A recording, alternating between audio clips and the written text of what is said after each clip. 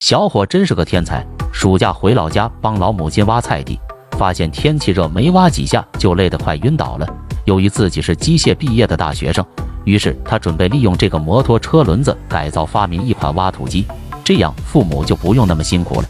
首先裁切几根方管，制作整体框架，裁剪好之后再进行打孔，然后套在轮子两边，并利用一根长螺丝比对好。由于原先的螺丝太短，因此需要将两根一样的螺丝裁切出一截，然后再将其焊接起来，就得到了所需要的长度，这样就可以用来固定两边的方管。固定好之后，就可以测量出另外一端的宽度，接着再裁切两根同样宽度的方管，并将其焊接起来，形成一个架子，达到这样的效果即可。紧接着再裁切两根一样长的圆形铁管，因为这两根铁管是用来当做连接龙头方向的，所以要将其焊接到架子上，注意要调整合适的角度。焊接好之后，就像一辆小推车，随后拆一个自行车的龙头，并将其焊接到上面。接下来就是制作行走轮，因为钢靠摩托车的钢圈是不够阻力的，所以小伙裁切了一些三角铁，并将这些三角铁焊接到钢圈上。注意焊接的时候，三角铁要同一个方向，并间接9厘米，直至将轮子四周全部焊满。焊接好之后再测试一下，转动非常灵活。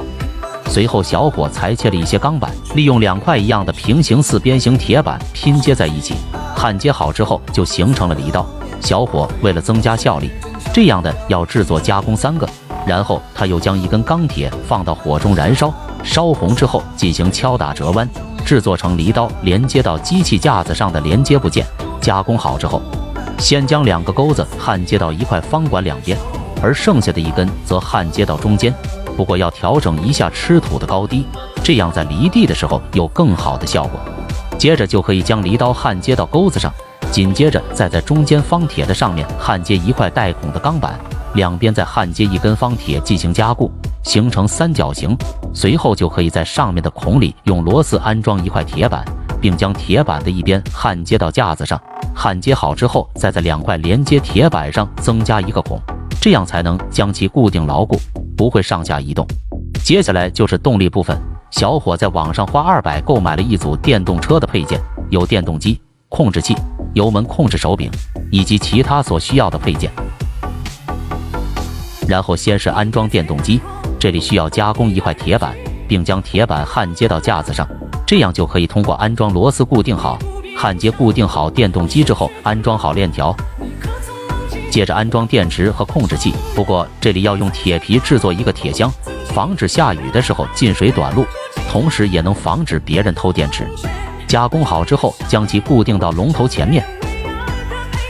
这样就可以将所有的线和控制把手全部安装起来。到这里，一款电动耕土机就制作完成了。小伙迫不及待地开到了地里测试，不过此时发现由于犁刀的角度不对，无法前进，因此小伙又将其进行改造一番，使其吃地角度更加平缓。而行走轮的阻力也不够，所以小伙又在两边增加那一块铁板。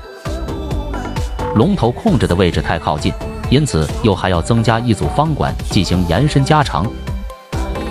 至此就算完美了。开动钥匙进行测试，可以看到当机器走过的瞬间，土地就被犁好了，动力也是非常足，操控轻松，大大提升工作效率。有了这款电动犁土机，再也不用担心挖土了。不得不佩服小伙子精湛的手艺和精彩的创意。对于这款电动挖土机满分10分的话，你们会打多少分呢？关注我，下期分享更多创意制作。